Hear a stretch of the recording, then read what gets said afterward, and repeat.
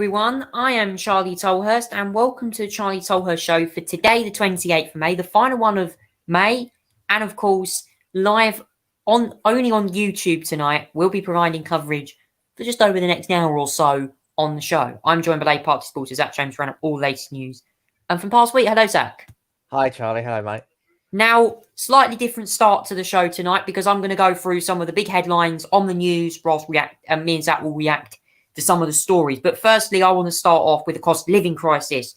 Now, Rishi Sunak made a statement in the House of Commons the other day over the cost of living crisis, announcing potentially plans to raise taxes in the UK to the highest level I've ever seen in my life. Now, Sunak certainly claims that he thinks that this will help families out. Well, families now having to pay for more will be a big problem. It's clear to me that Rishi Sunak is facing the barrel of his leadership as Chancellor. And in my view, Zach, Sunak is in big trouble with rising inflation.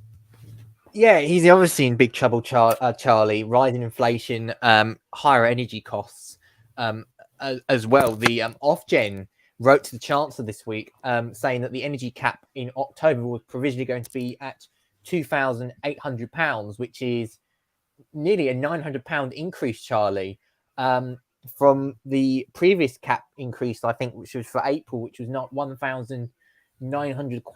So £2,800 increase of the energy price cap is just so unaffordable, Charlie. And I think what's happening in the Chancellor's mind is that this energy cap that has come in, is going to come in October, has sort of forced the Chancellor's hand in some ways, Charlie, I think, as well. And which is why on Thursday we got a statement from the Chancellor outlining some extra cost of living measures to basically ease the burden on the poorest families, basically, as well, because the poorest ones, Charlie, the ones that are least well off are the ones that are really suffering through this cost of living crisis of inflation, energy prices, oil and gas prices, and overall food prices as well. So let me go through, actually, Charlie, some of the measures that the Chancellor had decided to intervene in on Thursday. So it was overall £15 billion, Charlie, as well. 10 billion, I believe, of it, Charlie, is going to be borrowed. Now, that's important. Now, the Chancellor, I think, is taking a bit of a risk here, I think, because the fact that he's going to borrowing could be inflationary in its own right, Charlie. Inflation's already at 9%, could go up to 10%. I suppose if you're borrowing more money, it could be even more inflationary potentially in the future. But £15 billion overall is the cost. Now, interesting, Charlie, this is one of the key measures to fund this, and it's very controversial. The windfall tax, yes. Indeed, it's the windfall tax on the oil energy companies, Charlie. And I have to say something, Charlie, this is an idea that's just being straight up stolen from the Labour Party, because they've been advocating it, for 6-8 weeks now, Charlie, haven't they, the windfall tax? And finally, the Conservatives decided, oh yeah, we're going to take that idea and we're going to use it, despite the fact there was many cabinet ministers previous weeks, Charlie, saying a windfall tax was bad for business, blah blah blah blah. Windfall taxes, I don't like the idea of windfall taxes. Even Boris Johnson even said that. Then he decided to totally U-turn because of this energy cost announcement. I think today, Charlie, the measures as well. That's poor leadership from the Conservative government, I have to say. It's way too late. I have to say, Charlie, it is way too late, because they could have done this many months ago, Charlie, when Labour suggested it. And it was a good idea. It was a very popular idea. And I read something about it that, it was supported by 70-80% in key focus groups, Charlie. This was supported in surveys and samples of people who were asked about whether the idea of a windfall tax on oil and gas prices was a good idea. And there was this massive amount of support, Charlie. And Labour were getting ahead of the game on this. And now the Tories have had to suck up to something that Labour have proposed. It is a big U-turn on them. But there's some other measures as well that was announced on Thursday, Charlie. This included a £650 one-off payment for families on means-tested benefits and an extra £200 for all energy bill payers that will not have to be prepaid. Because as you remember, Charlie, the £200 was originally what they call a rebate. So the with they would basically councils would take it, would get it, they would pay it to the customer, and then in a certain amount of I think it was about £40 bits, you would have to repay it back, Charlie. That now people mocked it calling it a rebate because technically it was a loan, Charlie, because you basically borrow money and then you have to give it back eventually. Now that has been replaced with what they call grant, Charlie, and I actually believe, according to this, it's actually £400. I know it says £200 on here. It's an extra £200 as well. But the basically the £400, what they originally call rebate, is now a grant. So that means it don't have to be paid back. Now the only problem with this, Charlie, I think, in my opinion, is this £400 goes to second homeowners.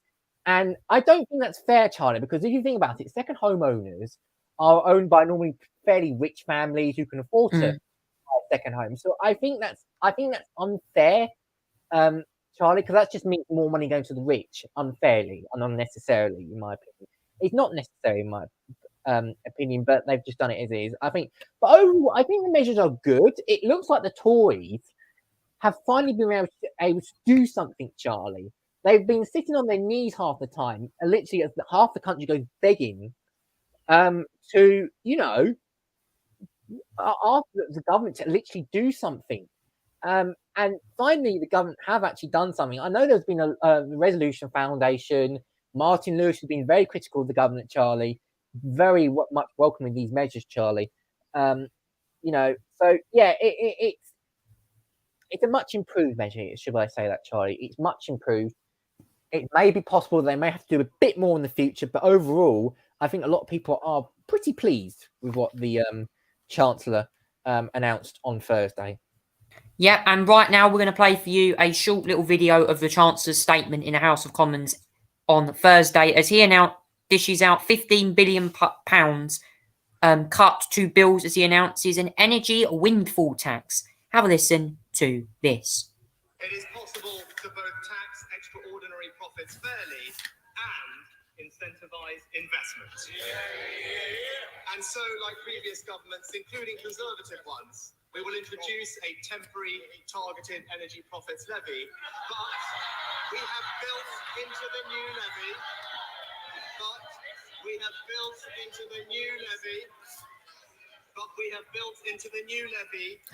a new investment allowance similar to the super deduction. That means companies will have a new and significant incentive to reinvest their profits. The new levy will be charged on profits of oil and gas companies at a rate of 25%. It will be temporary, and when oil and gas prices return to historically more normal levels, the levy will be phased out with a sunset clause written into the legislation. And crucially, with our new investment allowance, we are nearly doubling the overall investment relief for oil and gas companies. So I can announce today, we will send directly to around 8 million of the lowest income households a one-off cost of living payment of £650. Support worth over £5 billion to give vulnerable people certainty that we are standing by them at this challenging time.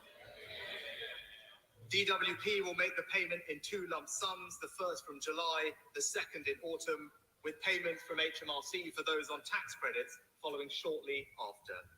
There is no need for people to fill out complicated forms or bureaucracy. We will send the payment straight to their bank accounts. Our policy will benefit over 8 million households in receipt of means-tested benefits from July.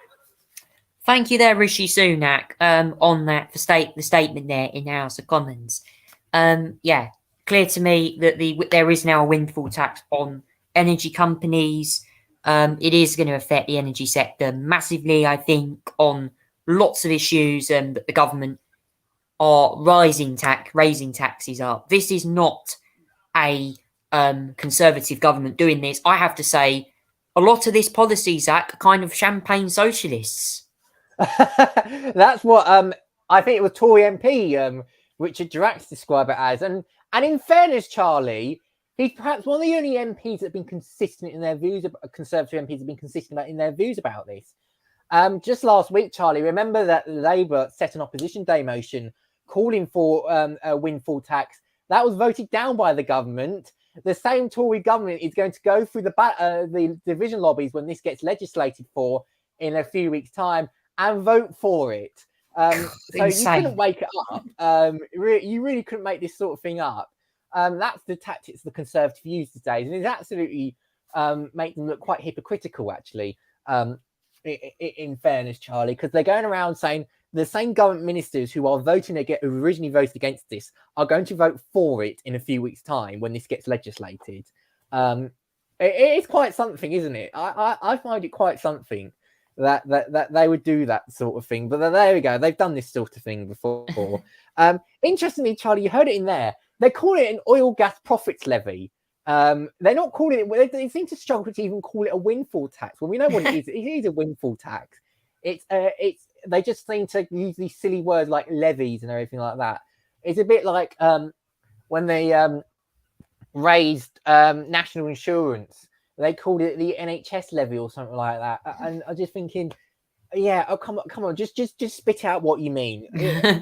I know they seem to dance around words, Charlie, but yeah. So I think that how it works, Charlie, is that it's 25% tax on these oil gas companies, one off, and then if these oil and gas companies and energy sectors invest, then they'll have the tax deducted.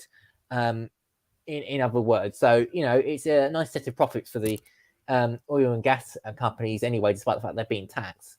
So yeah, and the payments obviously for the one-off cost of living payments are going to be done in two sets, Charlie, as you heard. They're going to both be done by October. There's going to be, I think, one in the August, and I think September, October time they're going to be doing the second set of payments, Charlie. Which, so it will be done before the energy cap goes up, Charlie. I have to say, Zach, I think Rishi did stumble a bit in that speech a few times, particularly when he mentioned the word levy. There was definitely a little bit of a pressure from the Chancellor's statement. But yeah, it's clear to me. I do think that when you look at Lee Anderson's interview last week on GB News with Paul Embry, they clashed on several times on Paul saying that the Tories have had 10 years of austerity and stuff like that. I think it's clear to me that you can have a debate about a food bank, then you have a debate about installing windfall tax on energy companies. Yeah.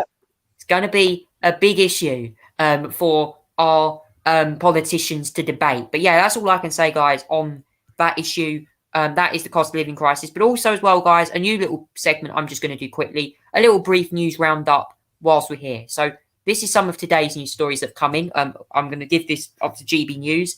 So here is some of the latest headlines. Now, an 85-foot super yacht goes up in flames in Torquay. Is this headline here? Very quick, brief explanation. Devon and Somerset Fire Rescue Service says the 5 appliances at the scene of the blaze, which had ripped through the 85-foot vessel. Dramatic footage circling on social media shows black smoke and flames enveloping the white-anchored yacht in Torquay. They do believe that the incident did remain ongoing. I think, however, it has been stopped. It happened at 12:10 today. That was in Torquay. A super yacht went on fire. Now, in this interesting news here, Donald Trump urges the end to gun-free school zones after a man and 19 children and 2 teachers were killed. Now, a man who had allegedly killed 19 children, including 2 teachers, is now facing problems. Video images in the main auditorium in Houston showed 3,600 people showed in about to be half as full as Trump took the stage. The former president made it easier to confine deranged people and eliminate free gun zones after a gunman killed 2 teachers there at the Texas school. He said we need to make it far easier to confine the violent and mentally deranged into mental institutions, Trump said in a speech at the convention in Houston of the National Rifle Association and Gun Rights Advocacy Group. Zach, what do you make to Trump's statement the other day? I think it's the same old deranged American obsession where guns apparently are not the problem. and it does make my blood boil a little bit, Charlie, that it seems like politicians in America are so demeaned and out of touch with what the actual problem is. If it's not doors, apparently it's the church not going to church. If it's not going to church, it's apparently video games. If it's not going to video games, it's playing video games. It's apparently rap songs. It is deranged, Charlie. We know the cause of these shootings. They are the people that have access to the weapons. They may have mental health problems, potentially, yes. But do you know what we do, Charlie, when we allow people with mental health to get access to guns and cause mass shootings? We ban the guns. And that's how it's been like across the world, Charlie. It's very simple, and it's proven to have worked several times, Charlie. So I hate this idea that it's not the guns that are the problem, because it clearly is, Charlie. And to suggest that, the solution to these gun shootings is to have more guns is completely deranged, Charlie. Because what if these teachers abuse the way these guns work? What if they abuse their powers and decide to end up shooting kids because they don't like what they're saying or anything like that? I'm sorry, Charlie, but America have got thick politicians. They've got a thick mind, and they do not know how even to realize the reality that guns are the problems. But yet they hide around something called the Second Amendment, which I know it's a constitutional right, and fair enough, but it's deranged, Charlie. There should be background checks be allowed for these guns, Charlie. There should be background checks required. It's very simple, and it's just necessary. Why is background checks a problem? Because I think the problem is, Charlie, is these politicians are basically get paid by the gun lobbies, the NRAs, the other gun lobby associations, and they just get bankrolled, so they prevent these measures, Charlie, from even happening. And it's such a shame, Charlie. It really just proves that politicians there have no idea what go on. And my thoughts and prayers are to all those innocent poor kids, Charlie, who have no idea this was coming and ended up in a wicked, vile, and evil shooting by a man, by a man who shouldn't even have access to guns, Charlie. It was horrible. I know. Well, I have to say, is it the Democrat Party that are the stupid politicians in America, or is it Republicans? I don't know, but Republicans, in my opinion. let's say who do you think is the most stupid, because I want to get into the debate. Well, we'll play for a quick video now. This is what Donald Trump had to say during the NRA convention speech in Houston about having teachers be allowed to have more guns. Have a listen to this. Not be the softest target. Our school should be the single hardest target in our country.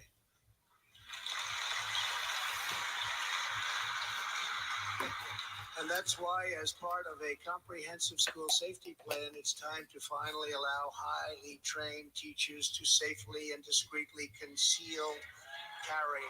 Let them conceal carry.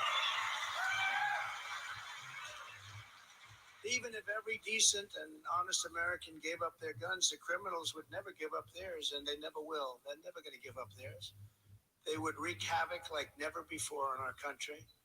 The fact is, there will always be sick and demonic souls who wish to harm the innocent and see malice triumph over good. Going to have that. But the existence of evil in our world is not a reason to disarm law-abiding citizens who know how to use their weapon and can protect a lot of people.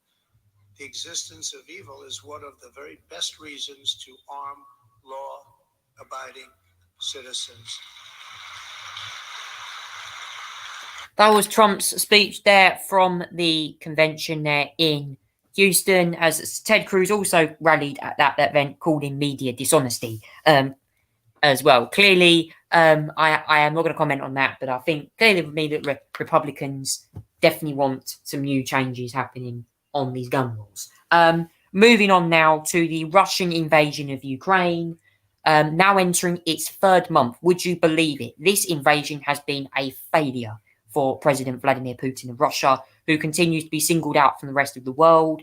And it's clear, Zach, now that in Ukraine's east, fighting there has intensified over recent days. Yeah, absolutely, Charlie. I mean, what I've been reading is that Ukraine are starting to struggle a little bit as well, Charlie, which is a shame, really, because what's happening there is still going on. The Russians are still trying to take on the more eastern Donbass area of the region as well, Charlie, as well.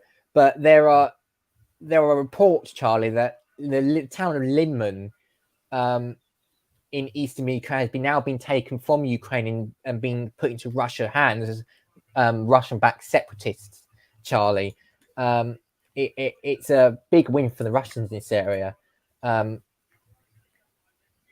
Most of it has been lost. The Ukrainian officials are basically saying most of it's been lost, but not all of it. They're also trying to keep control of the northwest and southeastern areas, Charlie, as well. The Russians are targeting the twin cities of Severodonetsk and Lysychansk. I can't pronounce them correctly. Severodonetsk and Luhansk. Yeah, that's pronounced correct there. But that's their key targets next, Charlie, as well. So, yeah, Russia are starting to get these slow but steady gains as well, Charlie, which obviously for them they're trying to be very important for them, but it's taken a long time. It's taken longer for the Russians than expected, and not surprising because the Ukraine defense has been pretty good. Here's what Zelensky has been saying. So, excuse me, I didn't pronounce that really correctly then. He's done his nightly address, and he thinks that he can take back all of Ukraine. So even the Russian separatist back area is interestingly, Charlie. That'll be interesting if he does take that back area. I mean, it'll be difficult because all the separatist controls in there, Charlie, and how the Russians control that area for years. So I think it would be quite difficult, but anything's possible with Ukraine these days, Charlie. They're sorry, guys. We just this advert's decided to play. There we go. The advert. I couldn't hear it. There was an advert on this station. I do apologise, but yes, as Zach you mentioned there, Zelensky vows to take back Ukraine, whole of Ukraine. Kherson, certainly Russia do not want Ukraine back in that area. I think someone said the other day, in the Russian ambassador to Kherson says that we're not going to ever be Ukrainian again. We'll be Russian. A branch of Ukraine's Orthodox Church broken ties with Russia's Patriarch Kirill over this Russian spiritual leader's support for the war in Ukraine, depending on rift between Moscow's churches and Orthodox leaders as well. There's also news saying a 74-year-old forced to flee Ukrainian city. It's better they kill me. In that one there. Oh. One was also dead in Mykolaiv shelling, according to regional Ukrainian administration. There was also reports of Zelensky and the Prime Minister discovering global food crisis shortages. So yeah, go on, Zach. What were you going to say? Oh, we've lost Zach at the moment. Never mind, guys.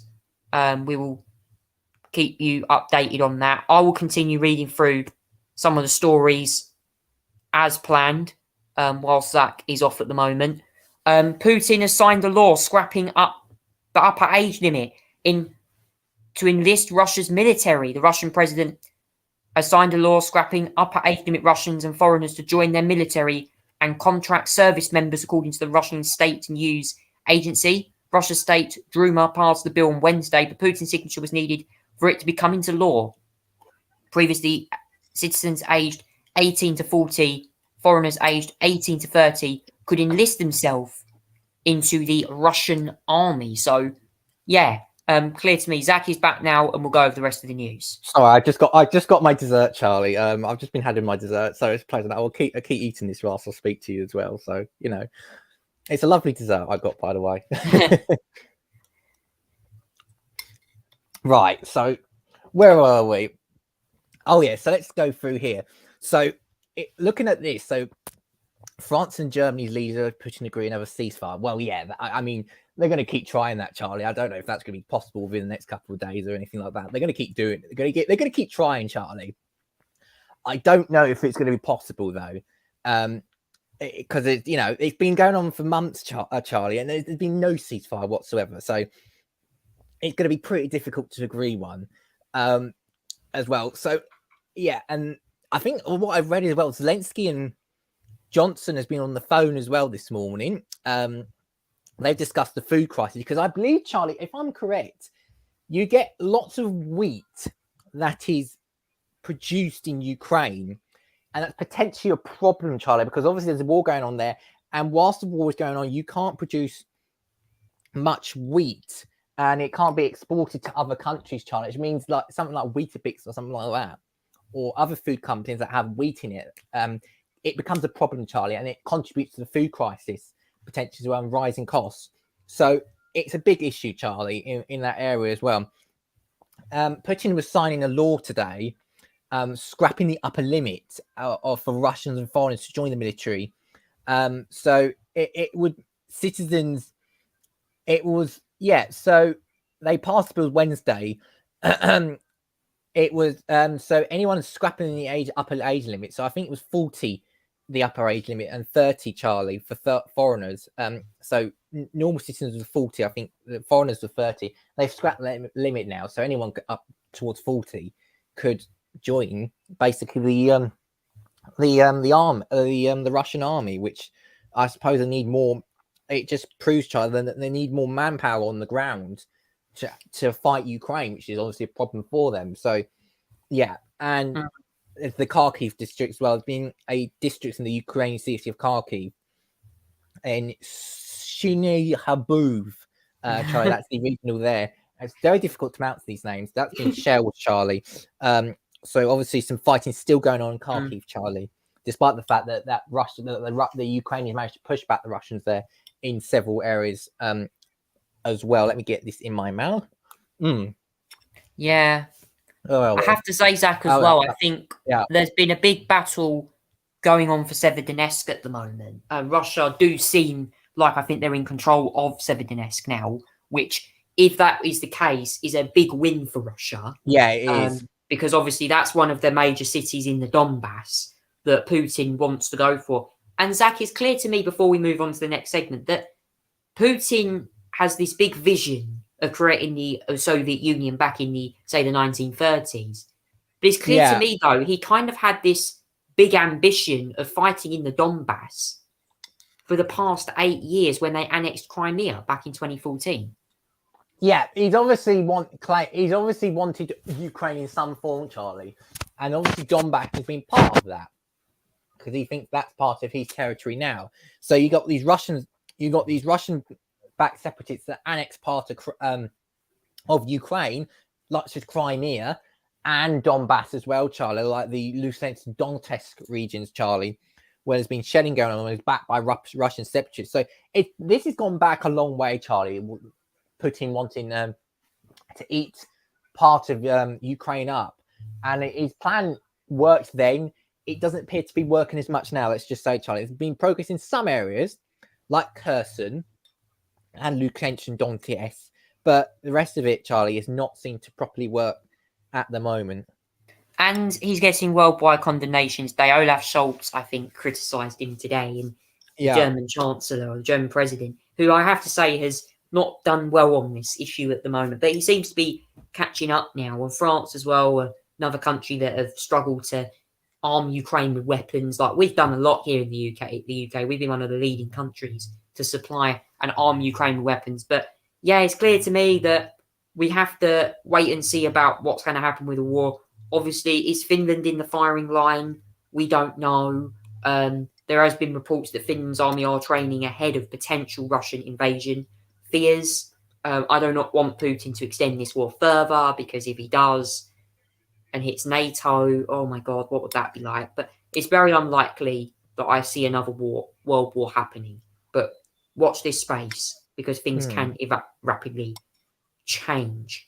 Now, moving on now to the sport briefing today, which is the next part of the show. Now, we're going to start off with the Formula One Monaco Grand Prix and the Spanish Grand Prix review. The Spanish Grand Prix last week was won by Max Verstappen, 3 wins in a row for Red Bull, the Red Bull driver, now taking the lead of the World Championship. So, what did you make to last week's Spanish Grand Prix? Grand Prix I've had in quite a while, Charlie. I've been added to the stream. Oh, that's interesting again. I've got one of myself still. That was the best one I've seen. Spanish Grand Prix I've seen in quite a while, Charlie. Certainly was. It was a lot more interesting than what I predicted, Charlie, because it was very hot and tyre wear was quite a big thing. So it was very difficult for the drivers out there as well. And we've also saw the shock, Charlie, that made the race very interesting. We also saw the shock of Charles Leclerc having an MG UK issue and the engine going dead, and therefore having to retire the car for the first time this season, Charlie. So he was on to win, and that was his race to win, Charlie. But it was massive shame that happened for him, I think, Charlie. It's certainly a big shame. Obviously, it just proves that the Ferrari has got just as much reliability issues as sometimes could the Red Bull could be as well. Good weekend for Mercedes, Charlie, that weekend. They finally got a working car, Charlie. No doubt about it as well. Very good car overall for them. They've been much improved, although Monaco this weekend seems to be a little bit different, I'm afraid, Charlie. It's gone backwards a little bit in Monaco, although I thought this car would suit their track better, but obviously not as well. But yeah, so better weekend in Spain for Mercedes, Charlie. I have to say it was a poor day at the office for Ferrari in some ways, as well as Leclerc's retirement. But actually, Carlos Sainz did finish 4th, and he was actually chasing George Russell down quite. As well. And then spun off. Yeah, and then spun off as well. But 3rd position, Charlie. George Russell continues to remain the only driver this year to have consistent top 5 finishes, as well in every race, which is great result for Hamilton. 5th position, great race for Hamilton, who actually had an incident on the first lap, Charlie, with Kevin Magnussen, and therefore got punctured. So to work from 20th to 5th position, Charlie, was a great job by him overall. Bottas, another good race in 6th, Esteban Ocon 7th, Norris in 8th. Fair play to Lando Norris, who was my driver of the day for me. Simply with the fact because he's been racing with tonsillitis, Charlie, and he was in sick on the grid before the race. So it was incredible that he managed to be sick, Charlie, yet still finished 8th in that McLaren. That's incredible. What a fair drive by him, Charlie, considering he was ill and unwell. Alonso 9th. Good to see him in the points on his home race. Yuki Tsunoda 10th, Vettel 11th, Dan Ricciardo, poor run. Speculation about what's going to happen to him in the future at this rate. In 12th, Pierre Gasly 13th, Mick Schumacher 14th, Stroll 15th, 16th for the Tiffy, 17th, Magnussen 18th, Albon 19th, Guan Yu Zhou. Alex Albon purple hair didn't work this time around, I'm afraid, Charlie. In 18th position. Guan Yu Zhou not classified, he had an issue. Charles Leclerc, obviously, we know the mechanical issues with the engine as well, Charlie. On to, I believe, I'm going to talk about Monaco Grand Prix qualifying, Charlie, because it is Leclerc on pole position for tomorrow's race, Charlie, as well. I think he's ahead of Sainz, I think. Is he ahead? Yes, Ferrari 1-2 in qualifying, yeah. Ferrari 1-2 in qualifying, ahead of Sainz, Charlie, who ended up, unfortunately, crashing into Perez, who really crashed out and into the riverbank as well, caused a bit of red flag, Charlie, a bit of a banger race that last qualifying session as well, with Fernando Alonso also crashing out just towards the end as well, Charlie. So, yeah, Leclerc on pole. Hopefully, he can convert that to a finish, Charlie, because all the races Leclerc has started in Monaco, he has not finished at any of them. So he needs to finish the race to be able to get rid of that dreaded record, Charlie, of his as well. Max Verstappen 4th. It's not been a good qualifying for Verstappen, Charlie. He's been struggling around Monaco a little bit as well. I don't think the car is suiting as much. I think this is a car very much suited to a Ferrari circuit, Charlie. Much more slow speed, much more narrow, much more bendy corners. It's a narrower track as well, Charlie. George Russell 6th, good qualifying for him. Lando Norris 5th, another good qualifying for him as well. Fernando Alonso 7th. Vettel, good qualifying for him as well. He got into his Aston Martin's top 10. in 9th, Ocon in 10th, Yuki Tsunoda 11th. A good recovery from him after he managed to damage his car in Q1, and Valtteri Bottas 12th, unlucky for him, Magnussen 13th, Ricciardo another poor qualifying in 14th, Mick Schumacher 15th as well. So that is the top 15 as well in qualifying for tomorrow's race. There's a possibility, Charlie, it could rain tomorrow, and rain around Monaco, Charlie. Ooh, that will make a very, very interesting race, Charlie. Expect the unexpected potentially. If it does rain, watch the 1996 Monaco Grand Prix highlights. Olivier Panis winning from 14th from the grid. That day had the fewest finishes running at the checkered flag in Formula One. Just, I think, at least four drivers classified at the flag. Wasn't it? Yes. Yeah, it was 4. It was Panis, Coulthard, Herbert and Berger, I think, that finished the race, if I'm correct. I'm sure I am correct there. Yes, it was. Spot on, Charlie. I think you're mostly spot on with that. Yep. And I remember because Mika Hakkinen crashed out. Yeah. Damon Hill had an engine failure, which then meant he lost the lead. Highlights of that race are on YouTube, by the way, if you want to watch that race of the 1996 Monaco Grand Prix. One of the most fairy tale races in F1 history. Moving on now from that event to the Indy 500, because we had qualifying last week. This event takes place tomorrow on a very huge day of motor racing in the States. Now, I unfortunately have not watched qualifying for the Indy 500, so I will catch up with that very, very soon. I'll catch up with that probably tonight after the show finishes. But we have had plenty of action in the Indy 500 qualifying, and we now have a grid for the 2022 edition of the 500 taking place tomorrow. So without further ado, we are going to go through the grid right now for you. And Zach, it was an interesting qualifying, wasn't it? Yes, Charlie, there's a new format to qualifying this year. So they all went out, did 2 laps. Two runs of 4 laps each. All the eligible drivers did that. Then they did a fast 12, where you had 1 run to perfect. And then they did a fast 6, Charlie, for the first time this in the Indy 500 qualifying history, where the 6th fastest would make the front 2 rows on the grid. And it resulted, Charlie, in the following: Scott Dixon on pole position with an incredible lap, I should say, Charlie, as well. Now, just remember, they average it in speed, Charlie. If I can find a speed one here, I might not be able to, but I know there was, I could see a speed. Here we go, Charlie. I found it now. I found the speed they're doing. So Scott Dixon did an average of 234 miles an hour, Charlie. It was the second quickest, Charlie, in Indy 500 history, I believe. Wow. As well. Incredible job. Now, as you probably can tell, Charlie, the rows are 3 per car for the Indy 500. Yeah. Although you can't really necessarily go 3 wide into a corner, I should say, Charlie, because otherwise you potentially crash. So there's an inside, middle, and outside as well. So the fast 6 determined the first 2 rows of the grid, and Dixon was fastest. Alex Palou, second position, Charlie, on his 4-run average, 2:33.499. Rinus VK was 3rd. Ed Carpenter 4th. Marcus Ericsson 5th. Tony Khan 6th with a 2:33.372. And then going back to row 3 and 4, it's Pat Award 7th. I think it's 7th. Yep, 7th. And Grosjean 8th in his first ever Indy 500 actually, as well. Sorry, it's 9th actually as well. It's on the outside. Felix Rodequist is ahead of him with 8th. But Roman Grosjean for his first Indy 500, 2:31.909. Very good for him. He's normally a more of a road course guy. We're given his F1 experience. Takuma Sato is 10th, 2:31.670. He's always the fastest Japanese driver on the grid normally, Charlie. I'm sure he can get through the race tomorrow. 11th was Will Power, 2:31.534. 12th, Jimmy Johnson, 2:31.264.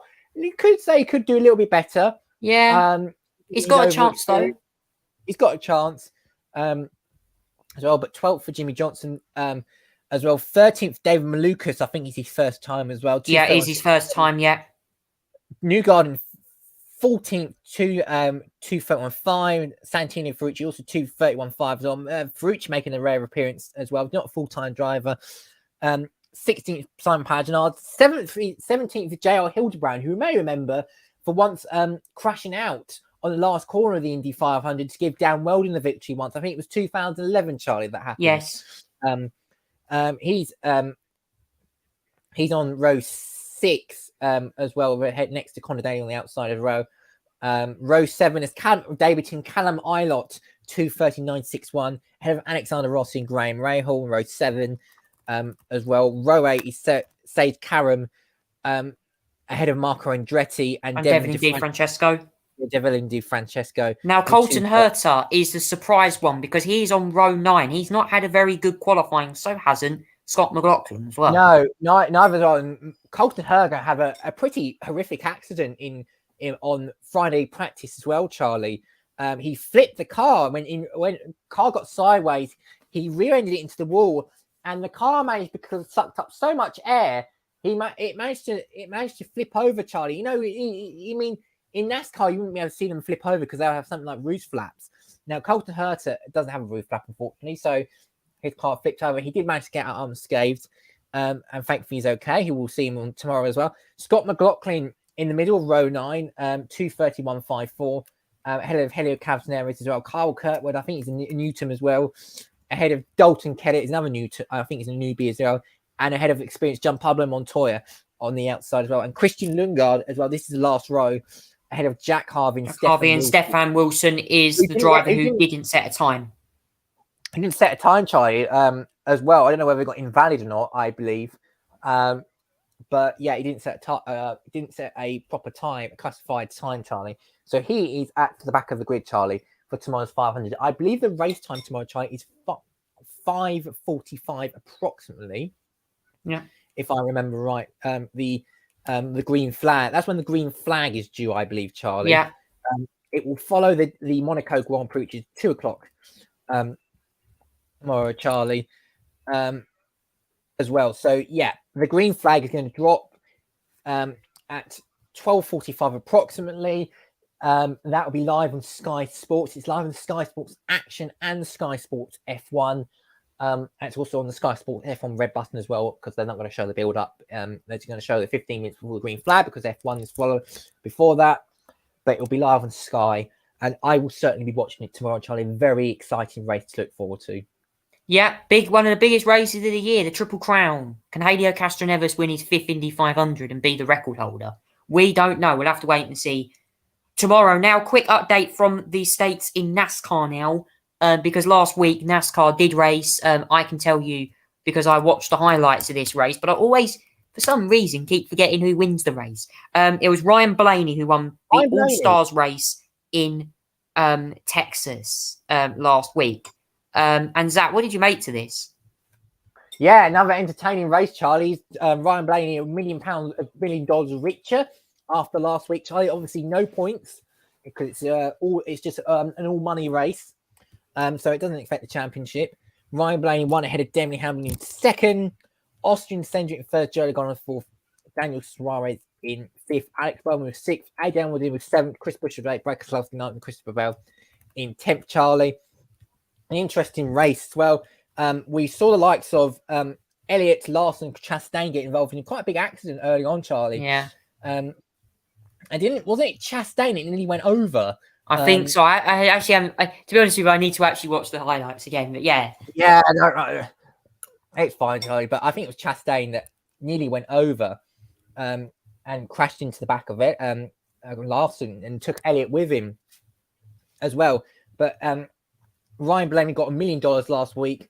Let's go over the. Okay, so that's later on. I was going to say, let's go to the Xfinity race, Charlie, because that's just finished today. The Camping World Truck Series race, I believe, is it done? Oh no, it was. Let's start with the Camping World Truck Series race, because that was last night, Charlie. At the brilliant old time of 1:30 in the morning, it was Ross Chastain, Charlie, who won that. He doesn't get any points because he's a Cup Series driver, Charlie. But at Grant, the one that actually got the most points was Zane Smith in 5th position. That's important, Charlie. Grant Indy got 2nd. Joe Niebuhr got 3rd. 4th position, of course, Christian Eccles as well, Charlie. Zane Smith was 5th. Carl Bush Tyler 7th. Kyle Busch 7th, Christopher Smith 8th. 9th was the 52 of Stuart Friesen, Charlie, as well. And my thing's gone completely bonkers And 10th, there. I think 10th is Ben Rhodes there. In the Xfinity Series race, Josh Berry winning that ahead of Ty Gibbs and Sam Mayer. Yeah. In 2nd and 3rd, respectively, and Noah Gregerson and Ryan Preece. Completing the top 5. Now, this weekend's race is the Coca-Cola 600, which is on at 11 o'clock tomorrow. It is the longest race of the season, 600 miles. And Zach, last year, I think Carl Larson took the honours in this one. He did as well, Charlie. It's the longest race of the season. It marks up a big triple day of action, Charlie, of the Monaco Grand Prix, the Indy 500, and the Coca-Cola 600, Charlie. It's a massive triple crown tomorrow. You're going to need a lot of determination, Charlie, in this race as well. And the news today, Charlie, I think it was a couple of days ago, Charlie. Yes, Kimi Räikkönen. NASCAR. Previously racing the Truck Series, Charlie, for a few races. He's going to make his Cup Series debut in Watkins Glen in October, Charlie. Yes. So that'll be very exciting to see, Charlie. As well. For the so he will be, as I say, in October, but he will be racing August 21st, I think it is. I don't know why it says October in the article. But I think it's meant to be August in that article, Charlie. It's August the 23rd. He's racing for at the Cup Series, Charlie, of the Chevrolet Caravan for a Team Trackside squad owned by ex-racer Justin Marks and the pop star Pitbull as well, Charlie. I've listened to a few of his songs, very good song, musicians as well. But he'll be making his NASCAR Cup Series return, Charlie, very soon.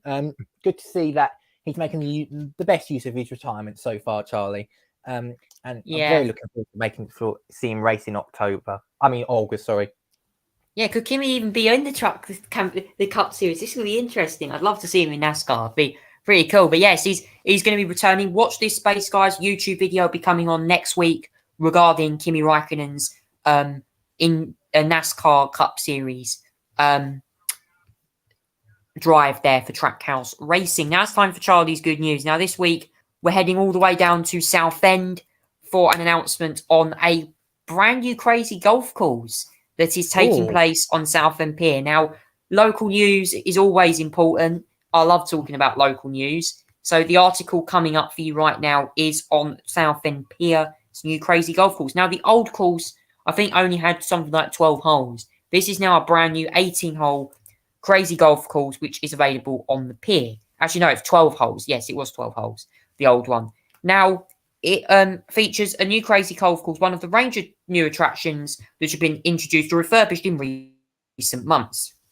Southend Pier has also seen a new burger hut open, as well as a new train line, which was tried out by the youngsters last month, including newer trains, which replace the old diesel locomotives. The restaurant at the end of the pier has also been revamped, and work is due to start on a new viewing platform and improved toilets. The renovations come as part of Southend Council's £336,000 investment in the pier, which has extended its opening hours on Tuesday. The attraction is now open 10:15 a.m. until 9 p.m. each day.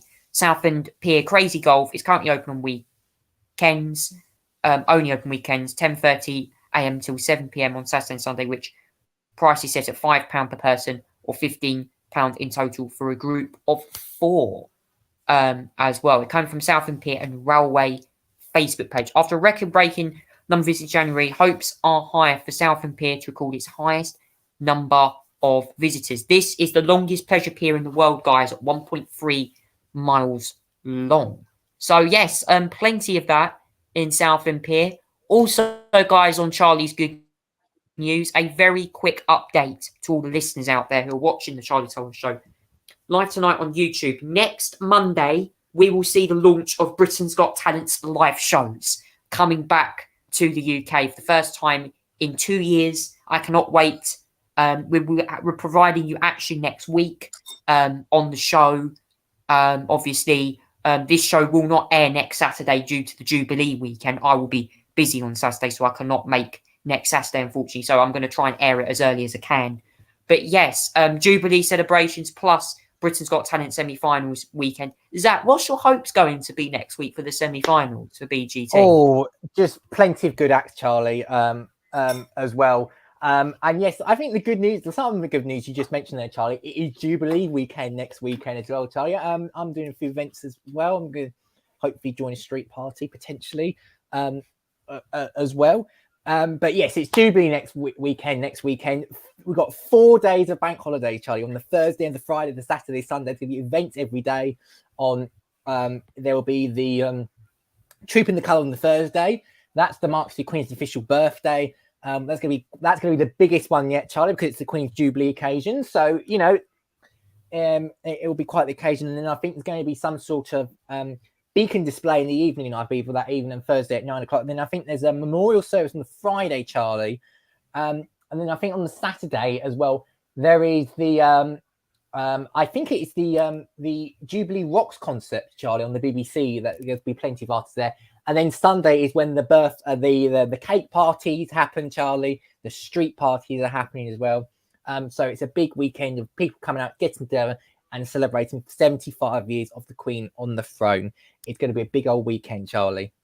Yeah, that'll be huge. The Queen is, of course, been on the throne longer than any other monarch. Elizabeth II, long you may reign. God save the Queen. God save the Queen. Is all I can say. So, yeah, it's been a great year for the monarch. Obviously, it has actually been a great year. Great historic moment for her. Obviously, though, last year, unfortunately, she did lose her husband, Prince Philip. A horrible passing last year. I'm sure that the government can take that into consideration for the Partygate scandals. But yes, all I can say is that I will not be talking about Partygate on tonight's show unless a newspaper comes up with reporting that again. Right, let's get on with the papers now whilst we're here, because we've got plenty of them to get through tonight. Probably some of tomorrow's papers are already coming out. If we do, we will keep you updated on that. There's plenty of it already. Oh, is there not any? There's not any coming out. 5 minutes ago, the Sunday the Telegraph's come out. We're just going to get out for you a quick little amount of papers. We'll keep you updated with that. I'll start with the papers for today. We'll start with this Sunday. Boris Johnson's declaring war on petrol stations that fail to pass on the government's fuel cut. PM's rip-off war on petrol, and why tanks have had their day. A picture of Vladimir Putin not looking very impressed with himself. Now, that's the daily daily... paper, Yeah. Now, some of Saturday's papers, Queen's Jubilee olive branch to Harry and Meghan. Why is Harry and Meghan coming? Harry and Meghan, please show respect coming over here. Now, the Times goes, for teachers should not pander trans pupils. Can we get into this row on trans? Can we stop this row on trans, please? People are just getting on my nerves with this. Fury as the Prime Minister changes the code of conduct to save his skin. Okay, very controversial from Boris Johnson, in my view. The Daily Express goes with holiday hell, and it's going to get worse. Oh, my God. Is RMT going to get any better? Trust me. More on that later. The Daily Star goes for holiday madness. RMT basically announcing train strikes for the Jubilee, potentially, as well.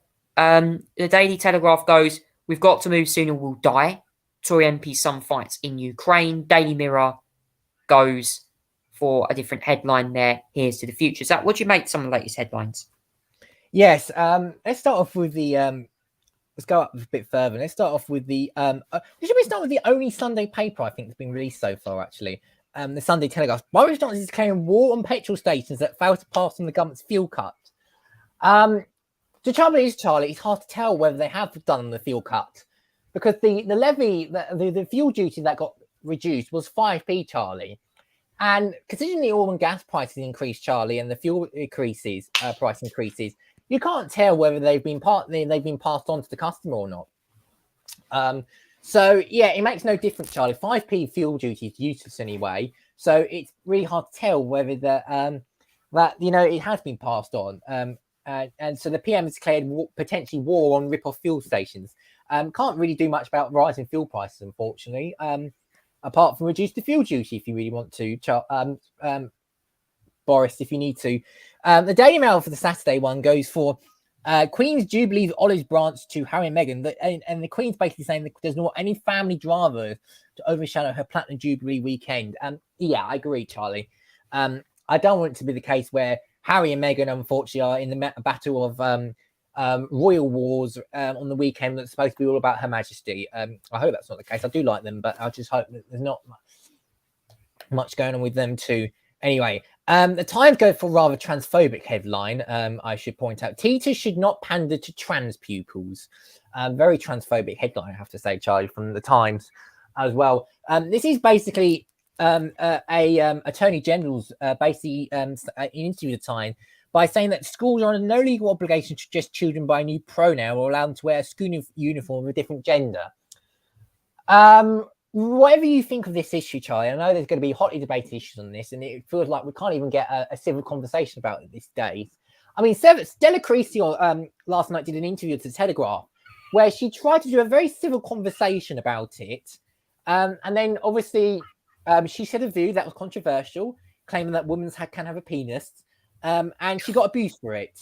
I mean, now I know it sounds like a ludicrous statement on if you think it overall, but she got a hell of abuse for it, which I don't think is acceptable. Abuse from either side is unacceptable, by the way. And these sort of headlines, like the Times for that, teachers should not pander to trans pupils. Very transphobic dog whistles, I'm afraid, Charlie. Whatever you agree or disagree with the issues, I don't think it's very appropriate for the Attorney General to be like that, unfortunately, as well. Let's go over onto the Guardian if we can, Charlie. The furious PM changes code of conduct to save his own skin. This is obviously this reporting, Charlie, is talking about there were some changes to the code of conduct, Charlie, and he's been accused of changing the ministerial code to save his own skin because the new updated ministerial code removed references for ministers to resign if they break the code of conduct. Instead, ministers can apologize to temporarily lose pay for breaches. Now, I think that's very unfair, Charlie, considering the fact that the PM is subject to ethics committee investigation for potentially breaking the code of conduct and misleading Parliament. So the fact that they changed it now, it makes you raise your eyebrows a little bit, Charlie, I have to say. It's certainly not the first time Boris has tried to crawl out of his skin to save himself. So it's not surprising that he's now timed this code of conduct change perfectly to get in with that as well. The Express goes for the staffing shortages and computer failures that left 30,000 passengers stranded, Charlie, as well at an airport, Charlie. I believe, was it Stansted or something? Yes, one of them. Computer failures. And it left customers standing because they were not able to get processed tickets or able to get onto trains as well. Apologies. As well, Charlie. Also, there's going to be unions as well that potentially could strike. That they did call it off the Jubilee weekend, I believe. Oh, thank goodness, these idiots. Yeah, which is pro lefties.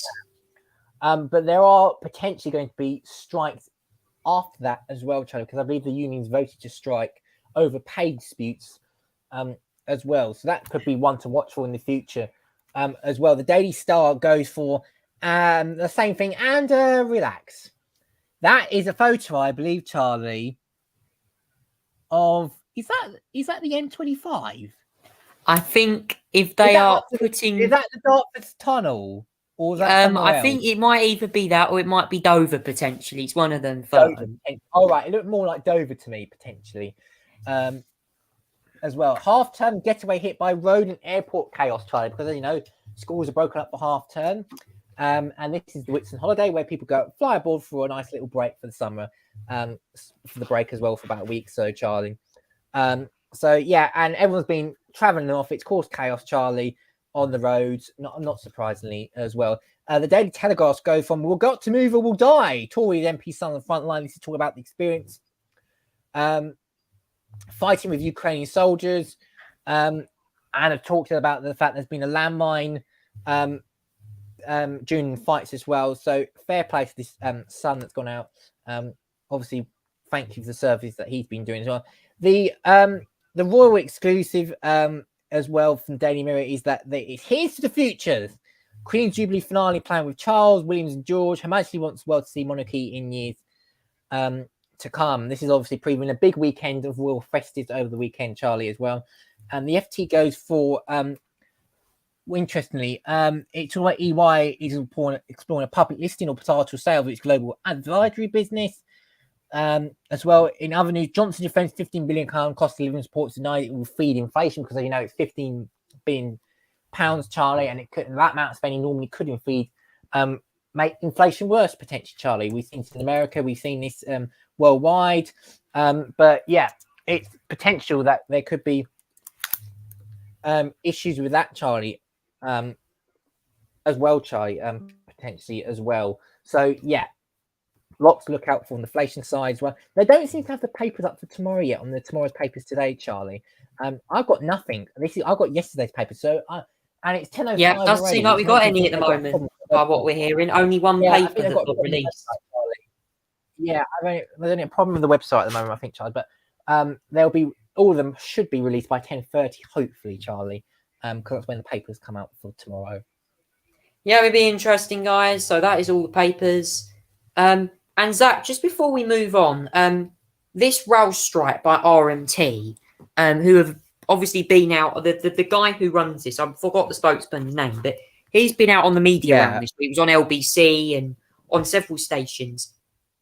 Do you think that this guy, who I have to say is from this like pro-left organisational union that seems to want these strikes, what do you think of his comments about London Underground tube stations potentially going on strike and reducing services? I mean, there's two sides to this, Charlie. So first of all, it's clear that rail drivers should be paid the expected amounts. They should be paid fairly, Charlie. They should be, I think that's one thing. The second thing is we do not need this disruption, Charlie. There should be a compromise reached by both the unions and the rail providers and the government, Charlie, to make sure that rails keep running. Because rail strikes are going to cause havoc, Charlie, for many commuters. Rail strikes are the equivalent of Extinction Rebellion and Insulate Britain going across roads and disrupting people's life then. So that's the equivalent of it, Charlie, in my opinion.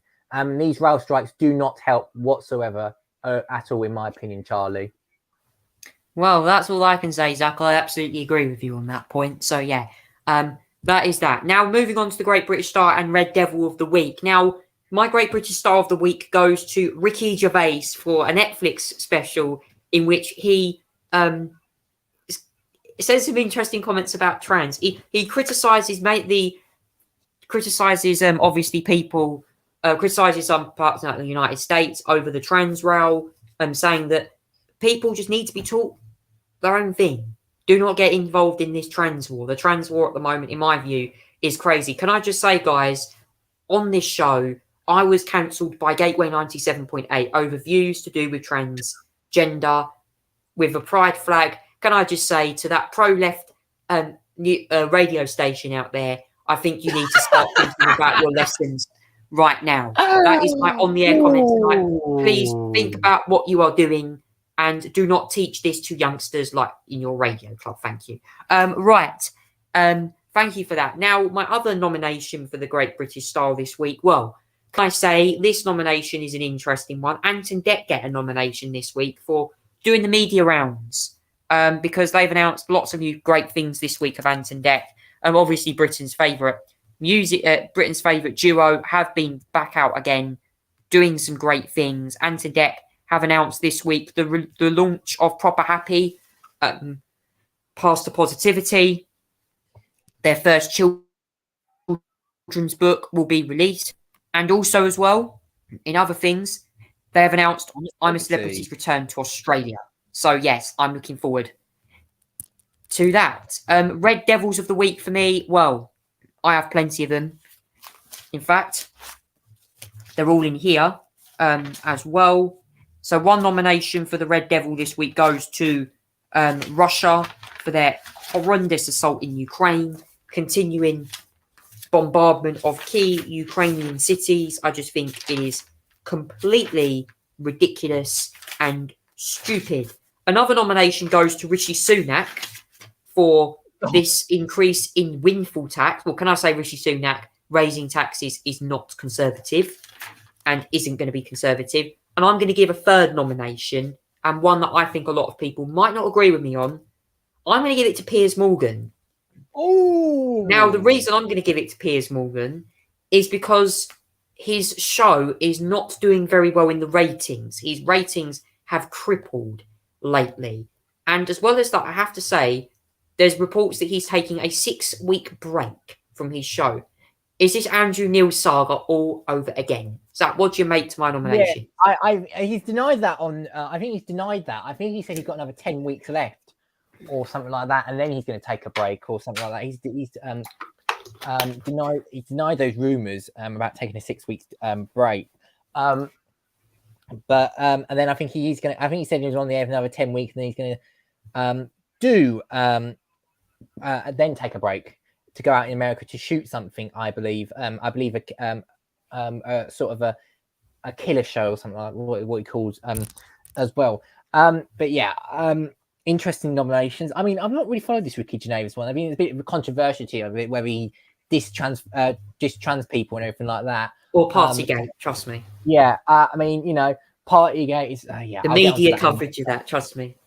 Oh yeah, I'll get onto that in a minute. But let me choose my British Star and Red Devils this week, Charlie. Now, for the British Star, Charlie, I'm going to give it to the scientists at the New England Journal of Medicine, because they have found a new drug that lowers the risk of asthma attacks by 24%, Charlie. This is a big drug innovative that helps asthmatic people as well. That they showed a combination of albuterol, which provides relief from asthma attacks by relaxing the smooth muscles and fused to immediate asthma relief, and a corticosteroid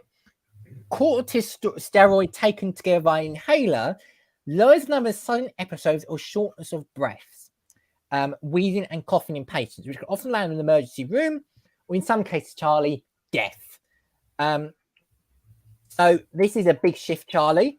The phase 3 clinical study called MADLA, and it includes 3,000 people from 295 sites, was designed to evaluate safety of a combination of albuterol and budestone, as well as treatments for patients with moderate to severe asthma as well, Charlie, and it reduced the effects by 27% in the short term and reduced asthma attacks by 24% annually as well, Charlie.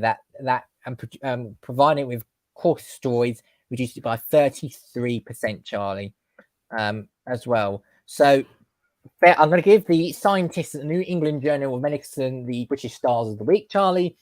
The Red Devil this week goes to the most easiest one for me is Boris Johnson and number 10 Downing Street, due to the Sue Gray report. Reading some of the stuff in there, Charlie. I mean, he should have resigned ages ago anyway. But some of the stuff that I saw in there, Charlie, including the fact that number 10 cleaning staff were disrespected, and the fact that people like, some people partying at 4 a.m. in the morning, being sick and having physical fights, makes the culture of number 10 Downing Street completely abhorrent. And Boris Johnson has to take responsibility in that. He should have gone ages ago. It's all clear he's not going to go, but his culture is awful. So Boris Johnson gets the Red Devil, and the New England Journal of Medicine gets the British Stars of the Week, Charlie. Yeah, and Zach, I have to say, Partygate can be interesting to see how that gets on. Boris Johnson fit to be PM. There might be another election coming up soon. We'll have to wait and see. That's it for the Charlie Tolhurst show this week. I'll be back again next week on a slightly different day for another episode, because, of course, we have the Jubilee celebrations next weekend. Thanks so much for watching. Take care and good night.